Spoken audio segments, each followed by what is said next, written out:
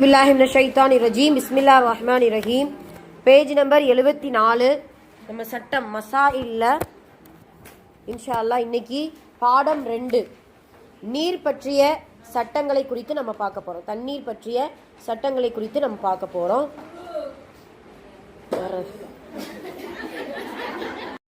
பிஸ்மில்லாஹிர் ரஹ்மானிர் ரஹீம். இதில் இருந்து சட்டங்கள் நமக்கு நிறைய கொடுத்துருக்காங்க. இதுக்கு முன்னாடி நம்ம ஃபர்ஸ்ட் இயரில் நிறைய சட்டங்கள் பார்த்துருக்கோம். உதுவின் சட்டம், குளிப்பின் சட்டம், வேற ஜனாசாவின் சட்டம், அப்புறம் தயமத்தின் சட்டங்கள், அசுத்தத்தின் சட்டங்கள், இதெல்லாம் நிறைய பார்த்தோம். ஜக்காத்தின் சட்டம், ஹஜ்ஜு, குர்பானின் சட்டம், தலாக்கின் சட்டம், பிரயாண தொழுகையின் சட்டம், அகீகாவின் சட்டம், கத்னாவின் சட்டம் எல்லாம் படிச்சிருக்கோம். இந்த ஓரளவு ஈதுல் ஃபித்ர், ஈதுல் அல்ஹா, திருமண சட்டங்கள். சரி, ஓகே, சரி, அவங்களுக்கு தோதுவா சொல்றாங்க. சரிங்கம்மா, சரி சரி, போதும். அப்போ இங்கே நம்ம பார்த்தோம்னா இதில் இருக்கிறதெல்லாம் பார்த்தீங்கன்னா அதே சேம் மெத்தடில் தான் வரும். இன்னும் அதிகமான ஒரு விளக்கத்தோடு நம்ம இன்ஷா அல்லாஹ் பார்க்க போகிறோம். வேறு கண்ணோட்டத்தில் நம்ம பார்க்க போகிறோம். அதெல்லாம் பேசிக்காக முக்கியமான சட்டங்களாக பார்த்தோம். இதில் முக்கியமான சட்டத்தில் மிக முக்கியமான நுணுக்கமான சில விஷயங்களை நம்ம பார்க்க போகிறோம். சரியா? எப்பயுமே பார்த்தீங்கன்னா ஒரு சட்டம் ஃபிக்குன்னு எடுத்துக்கிட்டோம்னா முதல்ல தூய்மை பற்றிய சட்டம் கொடுத்துருப்பாங்க, அல்லது தண்ணீரின் பற்றிய சட்டம். இது 2 இருக்கும்பொழுது தான் அடுத்த சட்டங்களே ஆரம்பிக்கப்படும், அடுத்த ஃபிக்குகளே இருக்கும் அப்படிங்கிறத நம்ம பார்க்குறோம். முதல்ல சட்டத்துடைய முக்கியத்துவம் நம்ம அடிக்கடி சொல்கிறது தான். அல்லாஹுடைய தூதர் சொன்னது போல ஹதீஸுல் குதுஸில் வரக்கூடிய வார்த்தை, ஒமை யுரிதுல்லாஹு பிஹி ஹைரன் யுஃபக்கிஹு ஃபித்தீன். யாருக்கு அல்லாஹ் நலவை நாடுகின்றானோ அவனுக்கு மார்க்கத்தின் விளக்கத்தை கொடுக்கின்றான் அப்படிங்கிறத ரசூல் ஸல்லல்லாஹு அலைஹி வஸல்லம் அவர்கள் அல்லாஹ் சொன்னதாக நமக்கு ஹதீஸுல் குதுஸில் சொல்லி காட்டுறாங்க. இப்போ அதன் அடிப்படையில் அல்லாஹ் நலவை நாடுனா பொருளாதாரத்தையோ பதவியையோ பேரையோ புகழையோ கொடுப்பதை விட அவனுடைய கண்ணோட்டத்தில் மார்க்கத்தின் விளக்கத்தை கொடுக்குறான். அந்த விளக்கம் இருந்தாலே எல்லா விதமான கண்ணியமும் நமக்கு என்ன செய்யும், வந்து சேரும் அப்படிங்கிறது அல்லாஹுடைய பார்வை. அப்போ அல்லாஹு தாலா நமக்கு நலவை நாடி இருக்கா அப்படின்னா நலவை நாடிட்டான். அதுக்கான இதுதான் இது, இந்த மஜ்லிஸ், அதுக்கான கல்வி தான் இது. இப்போ இறைவனுடைய சட்டத்திட்டங்கள் நம்ம தெரிஞ்சுக்கிறதுக்கு முன்னாடி அந்த சட்டத்திட்டத்துடைய முக்கியத்துவத்தை நம்ம தெரிஞ்சுக்கிறோம். அப்போ அல்லாஹ் நமக்கு நலவை நாடுகிறான். 2வது, ஒமா அர்சல்நாக பில் ஹுதா வ தீனில் ஹக். அதாவது உங்களுக்கு தூதர்களை இறக்கி வைத்தது எதற்கு தெரியுமா? பில் ஹுதா, நேர்வழியை கொண்டும், அவ தீனில் ஹக், தீனில் உண்மையை கொண்டும் நாம் உங்களுக்கு தூதர்களை இறக்கி வைத்தோம் அப்படிங்கிறத அல்லாஹ் சொல்லி காட்டுகிறான். ஹுதா, நேர்வழி நமக்கு எல்லாருக்குமே தெரிஞ்சதுதான். இந்த இஸ்லாம் என்பதே ஒரு நேர்வழி தான் அப்படிங்கிறத முதல்ல நம்ம புரிஞ்சுக்கிறோம். இந்த தீனில் ஹக் என்கின்ற வார்த்தைக்கு விரிவாக்கம் எழுதுவாங்க. ஹக்கு என்றால் இஸ்லாமுடைய ஃபிக்குஹு, ஞானம், சட்டங்கள், விளக்கங்கள், அதனுடைய அறிவு சார்ந்த சிந்தனைகள் எல்லாம் அந்த ஹக்குக்குள்ள அடங்கியிருக்கு. சரிங்களா? குரான்ல இப்போ நமக்கு ரசூலுல்லாவுக்கு முதல்ல இறக்கப்பட்ட ஒரு வார்த்தைனா இக்ரா பிஸ்மி நம்ம சொல்லுவோம். மனித சமுதாயத்திற்கே முதல்ல இறக்கப்பட்ட வசனம் எது தெரியும்? மனிதனுக்கு பொதுவாக இப்போ ஆதம் நபியை படைச்சு இந்த துன்யாவில் அனுப்பும் போதே இறக்கப்பட்ட வசனம் என்ன அப்படின்னு சொல்லும்போது இந்த சூரா பக்ராவில் ஓதிட்டே வந்தோம்னா நல்லா புரியும். வகுல் நஹ்பிது மின்ஹா ஜமீஆ, உங்களை நாங்கள் என்ன செய்கிறோம், இறக்கி நீங்கள் எல்லாரும் போங்க. அந்த ஆதம் நபி தவறு செய்வாங்க. தவறு செய்யும்போது ஃபகுல் நஹ்பிது, நீங்கள் எல்லாருமே மின்ஹா ஜமீஆ, எல்லாருமே போங்க. ஃப இம்மா யஅதியன்னக்கும் மின்னி, என்னிடத்திலிருந்து உங்களுக்கு வரும். ஃப இம்மா யஅதியன்னக்கும் மின்னி ஃபமன் தபிய ஹுதாய பில் ஹுதா. பில் ஹுதானா என்னது? நேர்வழி என்னிடத்திலிருந்து உங்களுக்கு வரும். அந்த நேர்வழியை யார் பின்பற்றுகிறார்களோ ஃபலா ஹவுஃபுன் அலைஹிம் வலாஹும் யஹ்ஸனூன். இதுதான் மனிதனுக்கு சொல்லப்பட்ட முதல் நசீகத்தை. இதுதானா மனித சமுதாயத்திற்கு, ஒட்டுமொத்த ஆதமின் மக்களுக்கு சொல்லப்பட்ட நசீகத்தை இதுதான். நீங்க எல்லாரும் பூமிக்கு இறங்கி போங்க. அல்லாஹ் அந்த சொல்றதை பார்த்தீங்களா, பன்மையாக தான் சொல்கிறான். ஏன்னா ஆதம் நபி மட்டுமல்ல இறங்குறது. ஆதம் நபி இந்த துனியாவுக்கு வந்தாங்கன்னா அவங்களுடைய சந்ததிகள் எல்லாம் எங்கே இருக்கணும்? இந்த துனியாவுக்கு தானே. அதுவும் ஆதம் நபி படைச்சிட்டா சந்ததியை படைச்சான் கிடையாது. அதுக்கு முன்னாடி ஆலமுல் அருவாஹிலேயே எல்லாமே படைச்சு முடிச்சிட்டான். புரியுதா? அல்லாஹுடைய அந்த அவனுடைய படைப்பு எல்லாமே முழுமை பெற்ற பின்னாடி தான் துனியாவுக்கே அல்லாஹு தாலா ஆதம் நபியை அனுப்புகிறான். அப்போ அல்லாஹுடைய அந்த நேர்வழியை பின்பற்றினா லா ஹவுஃபுன் அலைஹிம் வலா ஹும் யஹ்ஸனூன். அப்போ அந்த நேர்வழியில் ஒன்று தான் ஹக். ஹக்கு என்றால் என்ன, நமக்கு சொல்லக்கூடிய இந்த விளக்கங்கள் அப்படிங்கிறத உண்மைனா என்னது, நம்ம செய்யக்கூடிய ஒவ்வொரு சட்டத்திட்டங்களும் உண்மையான சட்டத்திட்டம். இப்போ அல்லாஹு தாலா இதை நமக்கு சொல்லி காட்டுகிறார். அப்போ நமக்கு நலவு கிடைக்குது இந்த தீனின் மூலம், இந்த சட்ட விளக்கத்தின் மூலம். ரெண்டாவது நமக்கு நேர்வழி கிடைக்குது. ரெண்டாவது. மூணாவது என்ன அப்படின்னு சொல்லும்போது, ரசூலுல்லாவே கேட்ட ஒரு துவா, வக்குர் ரப்பி ஜிதுனி இல்மா, அல்லாஹ் கற்றுக் கொடுத்த துவாம் அதுதான்.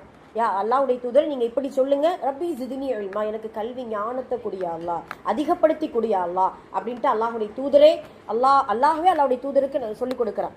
அப்ப அதன் அடிப்படையில இந்த கல்வியின் ஞானம் விரிவாகுவதற்கு இது ஒரு அழகான ஒரு களமாகத்தான் இருக்குது இந்த கல்வி, இந்த ஃபிக்ஹ் என்கின்ற ஞானம். இது மூன்றாவது சிறப்பு.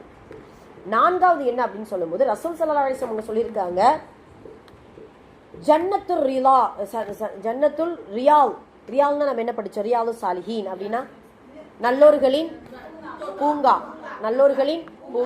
அதுல ஜன்னத்துல் ரியால் அப்படின்னா என்ன அர்த்தம் அப்படின்னா சொர்க்கத்தின் பூங்கா. சொர்க்கமே ஒரு பெரும் பூங்கா தான், அதுல நமக்கு எல்லாம் ஒரு பூங்கா வச்சிருக்கானா இதுதான். எங்கெல்லாம் ஃபிக்ஹை குறித்து, ஞானத்தை குறித்து, சட்டங்களை குறித்து பேசப்படுகிறதோ அது சொர்க்கத்தின் ஒரு பூங்காவாக இருக்கும் அப்படிங்கிறத நபி ஸல்லல்லாஹு அலைஹி வஸல்லம் அவர்கள் நமக்கு சொல்லிக் கொடுக்கிறார். இப்படி நிறைய சிறப்புகளை நாம் சொல்லிக்கொண்டே போகலாம். சுப்ஹானல்லாஹ். சரி, அதே போல நம்ம சூரத்துல் ஃபாத்திஹா ஓதுறோம்மா. அந்த சூரத்துல் ஃபாத்திஹாவில் நம்ம ஒரு துவா வருது இல்ல, இஹ்தின ஸிராத்தல் முஸ்தகீம் ஸிராத்தல் லதீன அன்அம்த அலைஹிம், நீ யார் மீது அருள் புரிந்தாயோ அவர்களினுடைய வழி. அந்த கீழே ரெண்டாவது கைரில் மக்தூபி அலைஹிம் வலத்தால், மக்தூபு லால், ரெண்டு கூட்டத்தை பத்தி அல்லாஹ் சொல்லுவான். மக்தூப் அப்படின்னு சொன்னா யூத கூட்டம், லாலின்னா கிறிஸ்தவ கூட்டம். இதுக்கு இப்னு கஸீர் எப்படி விளக்கம் கொடுக்குறாங்க? அப்ப நாம நினைக்கலாம், அப்ப நல்ல வேலைப்பா நாம அந்த கூட்டத்துல இல்லைன்ட்டு. இன்னொரு விளக்கம் என்ன தெரியுமா, மக்தூப் கோபம் கொண்ட அந்த கூட்டம் யாரு அப்படின்னா இறைவனுடைய சட்ட திட்டங்களை தெரிஞ்சு அமல்படுத்தாத கூட்டம். இறைவனுடைய சட்ட திட்டங்களை தெரிஞ்சு, யூதனுக்கு தெரியும் எப்படி ஆண் பிள்ளைய போல என்ன செஞ்சிருப்பான், தெரிஞ்சு வச்சிருப்பான், ரசூலை பத்தி ரசூலுடைய சட்ட திட்டங்களை பத்தி தெரிஞ்சு வச்சிருப்பான். அப்ப தெரிந்தும் அமல் செய்யாத கூட்டத்தின் மீது இருக்கக்கூடிய அந்த கோபம் கொண்ட அந்த கூட்டத்திலிருந்து எங்களை நீ பாதுகாத்துரு அப்படின்ட்டு ஒண்ணு. ரெண்டாவது நஸ்ரானிகள், அவங்க சட்டத்திட்டமும் தெரியாம எதுவுமே அமல்படுத்தாம முழுக்க ஈசா நபி என்ன செஞ்சுட்டாங்க, வணங்க ஆரம்பிச்சிட்டாங்க. அப்ப என்னன்னா எதுவுமே வழி நடத்தவும் செய்யல, வழிபடவும் செய்யல, அவங்களுக்கு தெரிஞ்சுக்கிறவும் இல்லை. அப்போ ஒன்று நாம தெரிஞ்சுக்கிறனும், நாம தெரிந்தும் அமல் செய்யாத கூட்டத்தை சேர்ந்தவர்களாகவும் இருக்கக்கூடாது, எதுவுமே தெரியாத கூட்டமாகவும் இருக்கக்கூடாது. அப்படி இருந்தால் அந்த கூட்டத்தில் நம்ம சேர்ந்துருவோம். அல்லாஹ் பாதுகாக்கணும். கைரில் மக்தூபி அலைஹிம் வலத்தாலின், யா அல்லாஹ் உன்னால் உன் கோபம் கொண்ட எப்படி வரும், உன் கோபத்திற்குள்ளானவர்கள் வழியும் அல்ல, நேர்வழி தவறியவர் வழியும் அல்ல. அப்ப அதுக்குள்ள இந்த ரெண்டு கூட்டத்தார்கள்ல நாமளும் இருப்பதற்கான இது இருக்குது. அல்லாஹ் பாதுகாக்கணும். அப்படி என்னன்னா இது எதுக்காக சொல்ல வந்து அப்படின்னா, இப்ப நம்ம சட்ட திட்டத்தை தெரிய வந்துட்டோம், அல்ஹம்துலில்லாஹ். தெரிஞ்சு அமல்படுத்தாம இருக்கக்கூடாது, அது மகதூபுங்கிற கூட்டத்துல சேர்ந்துருவோம். சட்டமே தெரியல, நம்ம ஏனோ நான் என்னுடைய சட்டத்தின் அடிப்படையில நான் என்ன நினைக்கிறேனோ அதைத்தான் செய்வேன், எந்த சட்டத்தையும் நான் ஃபாலோ பண்ண மாட்டேன். நன்மையான விஷயமா இருந்தாலும் நானா என்ன கேட்கிறேனோ, யார்கிட்ட இருந்து கேட்கிறேனோ, எந்த கிதாப்ல இருந்து எடுத்து படிக்கிறேனோ நானா அதை எனக்கு அமல்படுத்திக்கிடுவேன் அப்படின்னு சொன்னா அவங்க வழி தவறிய கூட்டம். எல்லாம் பாதுகாக்கணும். அப்ப இந்த ரெண்டு கூட்டத்தில இருந்து பாதுகாக்க இந்த ஃபிக்ஹ் நமக்கு உபயோகமாக இருக்கும் இன்ஷா அல்லாஹ். அப்படி நம்ம படிக்கக்கூடிய ஒவ்வொரு விஷயத்தையும் நம்ம என்ன செய்யணும் இன்ஷா அல்லாஹ், நடைமுறைப்படுத்தணும் இன்ஷா அல்லாஹ். சரிங்களா? இப்போ நம்ம உதாரணமா முன்னாடி சொன்னோம் இல்லையா, சுப்ரா விரிச்சாதான் அந்த துவாவே ஓதணும். சுப்ரா விரிக்கணுமே, அது ஒரு சுண்ணத்தா தானே இருக்குது. நேற்று நம்ம ஆடை அணியும் ஒழுக்கங்களை பார்த்தோம். வலது அதாவது சட்டை அணியும் போது வலது பக்கத்துல இருந்து, கலற்றும் போது இடது பக்கத்துல இருந்து, காலணியில் அணியும் போது வலது பக்கம், கலற்றும் போது இடது பக்கம். சின்ன விஷயம், ஆனா அதையுமே என்ன செய்யணும், ஃபர்தா அது வலது பக்கம். ஆமா, ஃபர்தா அணியணுங்கிற சட்டம் படிக்கிறோம். இல்ல யாரு குறிப்பிட்டல, எல்லாருக்குமே இதான் பொதுவா. இப்ப நாமளுமே இப்ப ஃபர்தா போட்டு உட்காந்துருக்கோம், எல்லா நேரத்திலும் இதை போடணுமே, புரியுதா? எல்லா நேரத்திலையும் போடணுமே. வெளியில போகும்போது இப்போ மதரசாக்கு வரும்போது மட்டும் போடுறோம். நிகழ்ச்சிகள் ஏதாவது திருமண நிகழ்வுகள்ல நம்ம நிலைமை எல்லாருக்கும் பொதுவான சட்டம் தான் இது. சரிங்களா? இது இல்ல, இது யதார்த்தமான உண்மை. தனித்தனியா ஒவ்வொரு மனிதனும் நான் என்ன குறித்தே சிந்திக்கணும், நீங்க உங்களை குறித்து. எல்லா நேரத்திலும் இதை நம்ம ஃபாலோ பண்றோமா அப்படிங்கிறதா கேள்வியே. அப்ப நம்ம சட்டங்கள் படிக்க அதை அமல் செய்வதற்கான முயற்சிகள்ல மும்முரமா ஈடுபடக்கூடியவர்களாக இருக்க வேண்டும் இன்ஷா அல்லாஹ். சரி, அதே போல இன்னைக்கு நாம இன்ஷா அல்லாஹ் தண்ணீர் பற்றிய சட்டங்கள். குரான்ல அல்லாஹ் தண்ணீரை குறித்து நிறைய வசனம் நம்ம படிச்சிருப்போம். தண்ணீர் படிச்சிருக்கோமா? அதுல குரான்ல வரும்போதெல்லாம் நம்ம வானத்துல இருந்து தண்ணீரை இறக்கணும் அப்படிங்கறத அல்லாஹ் தஆலா நிறைய இடத்துல சொல்லி காட்டுவான். சுப்ஹானல்லாஹ். சரி, முஜாதலாவுல பாத்தீங்கன்னா 11வது வசனம். அதே போல தபாரக் அல்லதி இல்லையா? தபாரக் அல்லதில கடைசி வசனம் வருது. எப்படி வரும்? டக்குன்னு வரும். எங்க போறீங்க? சரி, குல் அரஐத மா பிமாஇன் மஹீன் அப்படின்னு வருது. எங்கெல்லாம் தண்ணீரை குறித்து இருக்குதோ அங்கெல்லாம் படிச்சு பார்த்தோம்னா, சாரி சூரா முஜாதலாவுல 11வது வசனம் எதை குறித்து இருக்குது அப்படின்னா, அறிந்தவர்களும் அறியாதவர்களும் சமமானவர்களா அப்படிங்கிறத அல்லாஹ் தஆலா இந்த இடத்துல சொல்லுவான். இப்போ தண்ணீரை குறித்த சட்டத்துக்கான ஆதாரம் என்ன அப்படின்னா, சூரா ஃபுர்கான்ல 48வது வசனம். சூரா ஃபுர்கான்ல 48வது வசனத்துல அல்லாஹ் தஆலா தண்ணீரை குறித்து சொல்லும் பொழுது, அவன்தான் தன்னுடைய கிருபை மழைக்கு முன்னே காற்றுகளை நன்மாராயமாக அனுப்பி வைக்கின்றான். மேலும் நபியே, நாமே வானத்திலிருந்து தூய்மையான நீரையும் இறக்கி வைக்கிறோம். தொஹூரா அப்படிங்கிற வார்த்தை இந்த இடத்துல வருது. தொஹூரா, தொஹூர். அதே போல சூரா அன்ஃபால்ல 11வது வசனம். சூரா அன்ஃபால்ல 11வது வசனம் இந்த தண்ணீருடைய பயன்பாடுகளை அல்லாஹ் சொல்றான். நினைவு கூறுங்கள், நீங்கள் அமைதி அடைவதற்காக அவன் சிறிதொரு நித்திரையை உங்களுக்கு பொதிந்து கொள்ளுமாறு செய்தான். இன்னும் உங்களை அதன் மூலம் தூய்மைப்படுத்துவதற்காகவும் ஷைத்தானின் தீய எண்ணங்களை உங்களை விட்டு நீக்குவதற்காகவும் உங்கள் இருதயங்களை பலப்படுத்தி உங்கள் பாதங்களை உறுதிப்படுத்துவதற்காகவும். இது எங்க இறக்கப்படுச்சுன்னு புரியுதா? பத்ரு போருக்கு முன்னாடி ஒரு மழை பெய்யுமா, அதை குறித்த வசனம். இதெல்லாம் சொல்லிட்டு அவன் உங்கள் மீது வானத்திலிருந்து மழையை பொழிய செய்தான். இதன் மூலமா நம்முடைய உள்ளத்துல இருக்கக்கூடிய கவலைகள் கஷ்டங்கள் நீங்குமா. ரைட்டு தானே? மழை பெஞ்சா அது ஒரு சந்தோஷம்.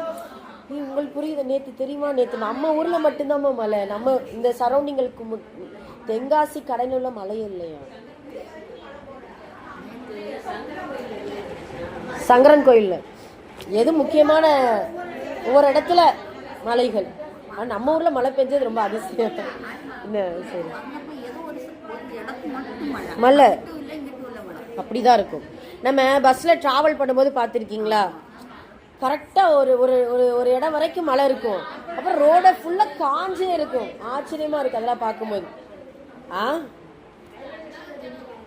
சரி, அல்ஹம்துலில்லாஹ். அப்போ சூரா அன்ஃபால்ல 11வது வசனத்திலையும் அல்லாஹ் தஆலா இந்த தண்ணீரை குறித்து நிறைய சொல்றான். அதே போல அன்ஃபால் சூரா மாஇதாவுல 6வது வசனம், இப்படி நிறைய வசனங்களை அல்லாஹ் தஆலா சொல்லி காட்டுகிறான். சரி, இந்த இடத்துல நாம தண்ணீருடைய வகைகளை பிரிச்சு பார்க்க போறோம். தொஹூரா, தொஹூர், தாஹிர், நஜீஸ். இந்த தண்ணீருடைய சட்டத்தை 3ஆ பிரிச்சு கொடுக்கறாங்க. தொஹூர், தாஹிர், நஜீஸ் அப்படின்னு சொல்லிட்டு. தொஹூர் என்றால் தூய்மை, தூய்மை, சுத்தம். இந்த தொஹூருக்கு 2 வகை பிரியுது. ஒரு இபாதத் செய்யணும்னா 2 வகை தொஹூர் நமக்கு தேவைப்படுகிறது. தூய்மை 2 வகையா தேவைப்படுது. ஒன்று உள தூய்மை, அதுக்கு தொஹூர் தான் சொல்லுவாங்க. புரியுதாங்க? உள தூய்மைனா இப்போ நம்ம தக்பீர் கட்டி நிற்கிறோம் அப்படின்னா உள்ளத்தின் அளவு நம்ம தூய்மையா இருக்கணும். இஹ்லாஸ் என்கின்ற உள தூய்மை. இஹ்லாஸ் எனும் உள தூய்மை. சரியா? அதே போல 2வது உடல் தூய்மை. அந்த தண்ணீரை குறித்தும் அந்த சுத்தத்தை குறித்தும் நம்ம என்ன செய்ய போறோம், இன்ஷா அல்லாஹ் படிக்க போறோம். அந்த உடை இருப்பிடம் இதற்கு பயன்படுத்துவதற்கு தான் தண்ணீரை அல்லாஹ் நமக்கு வந்து படைச்சு வச்சிருக்கிறான். சரிங்களா? ஹைர், அல்ஹம்துலில்லாஹ். அப்போ தொஹூர் என்றால் தூய்மை. அந்த தொஹூருடைய தண்ணீர், தூய்மையான தண்ணீர் எந்த வகையை சார்ந்தது இருக்குன்னா, தன்னையும் தூய்மையாக்கிக்கும், தன்னை பயன்படுத்துபவர்களையும் தூய்மையாக்கிக்கும். அதுதான் தொஹூர். தாஹிர் எப்படி இருக்கும் தெரியுமா? தன்னை தூய்மையாக்கிக்கும், ஆனா யாருக்கு உபயோகப்படாது. உதாரணமா தண்ணிக்குள்ள அது இல்லை, அது தொஹூர் தான். தன்னை தூய்மைப்படுத்திக்கும், மற்றவங்களை தூய்மைப்படுத்திக்கும். தாஹிர் எப்படின்னா வந்து இப்போ ஒரு தண்ணீர் இருக்கு, ஷர்பத் கலக்குறோம். ஷர்பத் என்ன செய்யறோம்? கலக்குறோம். ஆனா அது தண்ணி தான், அது சுத்தமானது தான், குடிக்கலாம். ஆனா அதை பயன்படுத்த முடியாது. அதை என்ன செய்ய முடியாது? பயன்படுத்த முடியாது. ஆனா அது சுத்தம், அது ஜூஸ் ஆயிரும். நம்ம படிக்க போறோம் அடுத்தடுத்து. சிம்பிளா புரிஞ்சுக்கிறதுக்கு சொல்லி காமிக்கிறேன். தொஹூர்னா தன்னையும் சுத்தப்படுத்தி தன்னை பயன்படுத்தக்கூடியவர்களையும் சுத்தப்படுத்தும், பொருளையும் சுத்தப்படுத்தும். தாஹிர் அப்படின்னா தன்னை சுத்தப்படுத்திக்கும், ஆனால் அது மற்றவங்களை என்ன செய்யாது, பயன்படுத்த முடியாது. அது தாஹீர். நஜீஸ்னா தானும் நஜீஸ், தன்னை சுத்தப்படுத்தாது, மற்றவங்களே என்ன செய்யாது, சுத்தப்படுத்த உபயோகப்படுத்த முடியாது. அப்படிப்பட்ட தண்ணீரும் இருக்குது. சரிங்களா? இப்போ 3 வகையான தண்ணீர்களை குறித்து நாம இன்ஷா அல்லாஹ் பார்க்க போகிறோம். சரி, இப்ப பாருங்களேன், எந்த நீரால் உது மற்றும் குளிப்பு கூடும்? எந்த நீரால் உது மற்றும் குளிப்பு கூடும் அப்படிங்கிறத நம்ம பார்க்குறோம். பாருங்க, இதை நம்ம விரிவாக்கமாக எழுதியிருக்கோம். ஆனால் இதை படிக்கும்போது நல்லா இருக்கேச்சா, இதில் ஒவ்வொரு ஆதாரத்தோடு நம்ம என்ன செஞ்சுருக்கோம், சூப்பராக எழுதியிருக்கோம். சரி, இருக்கட்டும், இன்ஷா அல்லாஹ் பார்ப்போம். மழை நீர், கடல் நீர், ஆற்று நீர், ஊற்று நீர், கிணறு மற்றும் குளத்து நீர், ஐஸ் மற்றும் பனியிலிருந்து உருகி வந்த நீர், சுத்தமான ஏதாவது திடப்பொருள் விழுந்த நீர், அதனால் நீர் கட்டியாக மாறவில்லை, நீரின் நிறம் மாறினால் பரவாயில்லை. உதாரணமாக நீரில் மணல், கல், இலை, குச்சி, சோப்பு முதலானவை விழுந்து விடுதல். இதை கொண்டு நம்ம என்ன செய்யலாம், தாராளமா உது செய்யலாம், குளிக்கலாம். சரிங்களா? நான் இந்த இடத்துல வெறும் உதுவுக்கும் குளிப்புக்கும் தான் நம்ம படிச்சுட்டு இருக்கிறோம். குடிக்கிறதுக்கோ சமைக்கிறதுக்கோ அந்த தண்ணீரை நம்ம இது பண்ணக்கூடாது. கடல் நீரில் சமைக்க முடியுமா? குச்சியோ என்னத்தையும் குப்பையோ எதோ கிடக்க, அதெல்லாம் ஏதாவது இது பண்ண முடியுமா? ஆனால் உது செய்யலாம், குளிக்கலாம். சரியா? சில நேரம் இப்படிப்பட்ட தண்ணீரை குடிச்சிருக்காங்க, குடிக்கிறதுக்கு இல்லாத இதில். இப்போ உதாரணமா ஊத்து நீர், சில நேரம் கடல் நீரை ரொம்ப தத்தளிக்கக்கூடிய நேரத்தில் 1 மினிட் கடல் நீர் குடிக்கிறது, அது வந்து அசுத்தம்ங்கிறது கிடையாது, குடிக்க முடியாத பயங்கர உப்புமா. எப்படி எல்லாம் படைச்சிருக்கேன் பார்த்தீங்களா? என்ன அதுல ஒரு கேள்வி கேட்டாங்க. சரிங்கம்மா, அடுத்து பாருங்க, 8வது என்னது 8வது போட்டிருக்காங்க. ஓகே ஓகே, 7வது வரை படிச்சுட்டு 8, சுத்தமான திரவ பொருள் விழுந்துவிட்ட நீர், மேலும் அந்நீரின் நிறமோ மனமோ சுவையோ மாறவில்லை. உதாரணமாக கரும்பு ஜூஸ் வாளியில் விழுந்து விட்டது. கரும்பு ஜூஸ் வாளியில விழுந்துருச்சு, அதுல நிறமோ சுவையோ அந்த அளவுக்கு என்ன செய்யாது, மாறாது. அதை நம்ம என்ன செய்யலாம், உபயோகப்படுத்தலாம். சரி, இந்த வகை இதுல இந்த பேஜ்ல இருக்க எல்லா வகை நீரும் தொகூர். சிம்பிளா பிடிச்சுக்கிறோம். தொகூர் தன்னை சுத்தமாக்கிக்கும், மற்றவங்கள என்ன செய்யும், சுத்தப்படுத்தும். அதே இது ஒருத்தவங்க கேள்வி கேட்டாங்க. அதே போல ஒருத்தவங்க இப்படி கேள்வி கேட்டாங்க, என்னன்னா கடல் நீர்ல உது செய்யலாம்னு சொல்றீங்க, அந்த கடல் நீர்ல எத்தனையோ இந்த தொழிற்சாலையுடைய கழிவுகள் கலக்குறாங்க, என்னென்னமோ கலந்து வருது, அப்ப அசுத்தமாகாதான்னு கேட்டாங்க. அதுல தான் எந்த தண்ணீரா இருந்தாலும் 3 ஷரத்து. அதனுடைய நிறமோ சுவையோ மனமோ மாறாம இருந்துச்சு அப்படின்னா அது தாராளம். கடல் நீரை எப்படியாவது மாறுமா நீங்க யோசிங்க. அதனுடைய ஆழத்தை உன்னை கண்டுபிடிக்க ஆள் இல்லை. இவ்வளவு உப்பு இருக்கே, இதே போல டன் கணக்கா சர்க்கரையை கொட்டினால் மாறுமா? மாறாது. எல்லாம் எப்படி படைச்சு வச்சிருக்கான், சுபஹானல்லாஹ். அளக்க முடியுமா? சரி, ரைட். அப்ப இந்த மாதிரி இந்த ஷர்த்து அதுதான், நிறமோ சுவையோ மனமோ மாறாம இருக்கும் பொழுது அது தொகூர் என்கின்ற தூய்மையான தண்ணீர். இந்த மாதிரியான தண்ணீர்ல நம்ம என்ன செய்யலாம், தாராளமாக உது செய்யலாம், அதே போல குளிக்கலாம். அடுத்து இந்த சைடு பாருங்களேன், தாஹிருடைய பாடத்தை நம்ம பார்க்க போறோம். தாஹிர்னா என்ன சொன்னேன், தன்னை சுத்தப்படுத்தும், ஆனா அடுத்தவங்களை சுத்தப்படுத்தாது. எந்த நீரால் உது மற்றும் குளிப்பு கூடாது? பழங்கள் மற்றும் மரங்களிலிருந்து பிழிந்து எடுத்த சாரால் உது மற்றும் குளிப்பு கூடாது. உதாரணமாக தேங்காய் தண்ணீர், ரோஜா தண்ணீர், கரும்பு சாறு, பதநீர் முதலானவை. இதெல்லாம் யோசிச்சு பாருங்க, கலர் மாறும், நிறம் மாறும், சுவை மாறும், எல்லாமே மாறி போயிரும்ல. அதை கொண்டு என்ன செய்யக்கூடாது, உது செய்யக்கூடாது. இதெல்லாம் தாஹிர் என்கின்ற அந்த தண்ணீரை வகை சார்ந்தது. ஆமா. 2வது உது அல்லது குளிப்பிற்காக பயன்படுத்தப்பட்ட நீர். இதுல தான் கொஞ்சம் கருத்து வேறுபாடு. நாம என்ன படிச்சோம் தெரியுமா, முன்ன ஒருத்தர் உது செய்யறாரு அப்படின்னா அந்த உது பட்ட தண்ணீர் சுத்தம்னு படிச்சோமா இல்லையா? ஆமா. அவங்க பயன்படுத்திய தண்ணீர் இங்க பாருங்களேன், குளியல் மற்றும் உதுவுக்கு பின் உறுப்புகளிலிருந்து வடியும் தண்ணீருக்கு பயன்படுத்திய தண்ணீர் என்று எனப்படும். அதுக்கு நபி ஸல்லல்லாஹு அலைஹி வஸல்லம் அவர்கள் 2 கைகளிலிருந்து மீதி இந்த தண்ணீரை கொண்டு தலையை தடவி கொண்டார்கள். அது சுத்தம்தான், ஓகேவா? ஏன்னா அது நிறமோ சுவையோ மனமோ என்ன செய்யாது, மாறாது. அல்லாஹ் தூய்மையானவன், ஒரு இறை நம்பிக்கையாளன் அசுத்தமாக மாட்டான். ஆதாரம் விளக்கம், இறை நம்பிக்கையாளனின் உடம்பில் பட்டதால் மட்டும் தண்ணீர் அசுத்தமாகாது. ஏனெனில் தூய்மையான ஒரு பொருளுடன் தூய்மையுள்ள ஒரு பொருளின் சந்திப்பு மட்டுமே இங்கே நடைபெறுகிறது. ஒரு முக்மின் தூய்மையானவன், அவனுடைய உறுப்பிலிருந்து வழியக்கூடிய அந்த தண்ணீரும் தூய்மையாகத்தான் இருக்கும், அதனால அது அசுத்தமாகாது. அதனால இந்த இதை மட்டும் எடுத்துட வேண்டாம். இதுல இன்னொரு சட்டம் இருக்கு. என்னன்னா இப்போ குளிப்பு கடமையான ஒரு மனிதன் ஆற்றுலையோ இது பண்ணும்போது, அதாவது ஒரு சின்ன ஒரு தேங்கி இருக்கக்கூடிய அந்த இடத்துல என்ன செய்யக்கூடாது, அதிகமாக குளிக்கிறத தவிர்த்துக்கிறணும். ஏன்னா அது சில நேரம் அசுத்தமாவதற்கான வாய்ப்புகள் இருக்கு. அதுக்காக இது கொடுத்துருக்கலாம் அப்படிங்கிறது ஒரு சந்தேகம் தான்.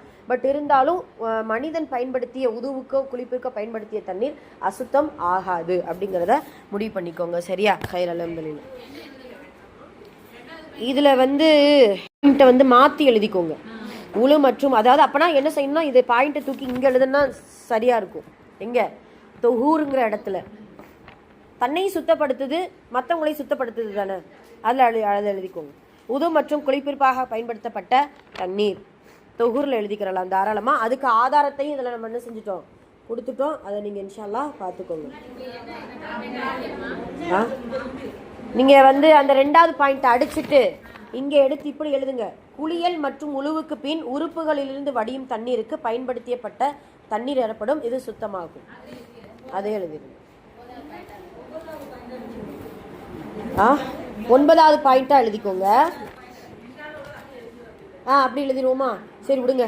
உது மற்றும் குளிப்பிற்காக பயன்படுத்தப்பட்ட தண்ணீரை கொண்டு உது மற்றும் குளிப்பது கூடும். சரியா? இதை அப்படியே எடுத்து 9வது பாயிண்டா எழுதிக்கிறணும். முன்னாடி இருக்கக்கூடிய பேஜில். சரி, அடுத்து பாருங்க. சமைக்கப்பட்ட நீர், உதாரணமாக கீரையை வேக வைத்த நீர், பருப்பை வேக வைத்த நீர். கீரையை வேக வைத்த நீரை வச்சு என்ன செய்யக்கூடாது? இல்ல, அதான் தன்னை சுத்தப்படுத்திக்கும், அது சுத்தமானது. ஆனா மற்றவங்களுக்கு என்ன செய்யாது, அதாவது உதுவுக்கோ குளிப்புக்கோ பயன்படுத்த முடியாது. ஆமா. அடுத்து 4வது, ஏதாவது திடப்பொருள் நீரில் கலந்து அதனால் நீர் கட்டியாக மாறிவிட்டது. உதாரணமாக சுண்ணாம்பு, மாவு முதலியவை.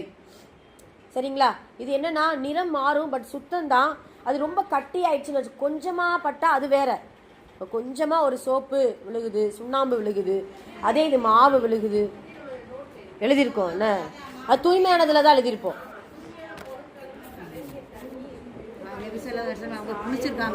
மாவு எல்லாமே இந்த மாவு ஒட்டின பாத்திரத்துல ரசூலா என்ன செஞ்சிருப்பாங்க,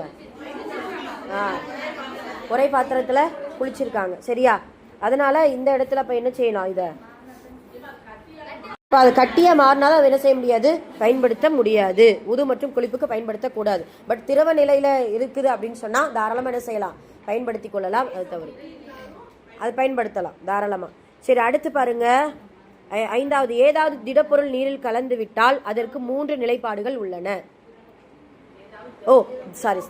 ஏதாவது திரவ பொருள் நீரில் கலந்து விட்டால் அது 3 நிலைகள் உள்ளன. 1, திரவ பொருளில் 3 தன்மைகள் இருந்து நிறம், மனம், சுவை அவற்றின் 2 தன்மைகள் நீரில் தெரிந்துவிட்டால் அந்நீரால் உது மற்றும் குளிப்பு கூடாது. உதாரணமாக ஊறுகாய், இதில் நிறம், மனம், சுவை 3ம் உள்ளது. என்ன, இப்படி இருக்கும்போது அதுல ஏதாவது 2 தன்மைகள் அதுல தெரிஞ்சிருச்சு அப்படின்னா அதுல என்ன செய்யக்கூடாது, ஒது செய்யவோ அது பயன்பாட்டிற்கு இருக்கக்கூடாத தண்ணீர். ஓகேவா? அப்ப திரவ பொருள்ல 3 தன்மைகள் இருக்கு. 1 நிறம், மனம், சுவை. இது 3 மாறாம இருந்தா தொகுர்ல சேர்ந்துரும். அந்த 3ல 2 வெளிப்பட்டுருச்சு அப்படின்னா தாகிர்ல சேர்ந்துரும். புரியுதா? அதை என்ன செய்யக்கூடாது, பயன்படுத்தக்கூடாது அப்படிங்கிறத நம்ம பார்க்கிறோம். ஆனா கலந்த அந்த ஊறுகா ஹலால் தான், சுத்தமானது தான், தண்ணியில ஒது செய்ய முடியாது.